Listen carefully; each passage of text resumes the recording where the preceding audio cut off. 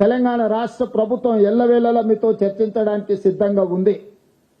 అందుకే ఆయుధాలతో సహా మీరు ఈ రాష్ట్ర ప్రభుత్వం యొక్క పిలుపు మేరకు మీరు సరెండర్ అవుతే అన్ని రకాలుగా తెలంగాణ రాష్ట్ర ప్రభుత్వం మీ బాగోగులను చూసుకుంటుంది. కేంద్ర ప్రభుత్వానికి కూడా నేను విజ్ఞప్తి చేసిన, అమిత్ షా గారు కూడా తెలంగాణ రాష్ట్ర ప్రభుత్వానికి స్వేచ్ఛ ఇచ్చిండు. ఆరోగ్యం విషయంలో, ఆర్థిక వెసులుబాటు విషయంలో, నివసించడానికి ఇంటి స్థలము, ఇల్లు నిర్మాణానికి ఆర్థిక పరమైన సహాయంలో కూడా మమ్మల్ని స్వేచ్ఛగా ముందుకు వెళ్ళమని అమిత్ షా గారు చెప్పిండ్రు మొన్న జరిగిన చర్చల సందర్భంగా. అందుకే కేంద్ర ప్రభుత్వం సూచన మేరకు తెలంగాణ రాష్ట్ర ప్రభుత్వం విజ్ఞప్తి చేస్తుంది.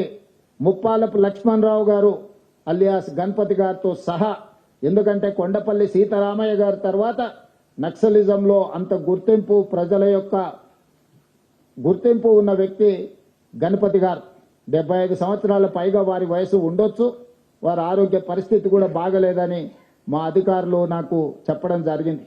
వారి ఆరోగ్యానికి, వారి ప్రాణానికి వారు సరెండర్ అవుతే తెలంగాణ ప్రభుత్వం పూర్తిగా రక్షణ కల్పిస్తుంది. వారితో సహా సెంట్రల్ కమిటీ కానీ, స్టేట్ కమిటీ కానీ వివిధ హోదాలలో అజ్ఞాతవాసంలో ఉన్న నక్సలైట్లను జనజీవన స్రవంతిలోకి రాండి అని చెప్పి తెలంగాణ రాష్ట్ర ప్రభుత్వం పిలుపు ఇస్తుంది. ఈ పిలుపు ద్వారా ఒక మంచి పరిణామం తెలంగాణ రాష్ట్రంలో జరగాలి. ఈరోజు సాధించుకున్న తెలంగాణను పునర్నిర్మించుకుందాం. మీరందరూ కూడా జనజీవన స్రవంతిలోకి రాండి. తెలంగాణ పునర్నిర్మాణంలో భాగస్వాములను కాండి.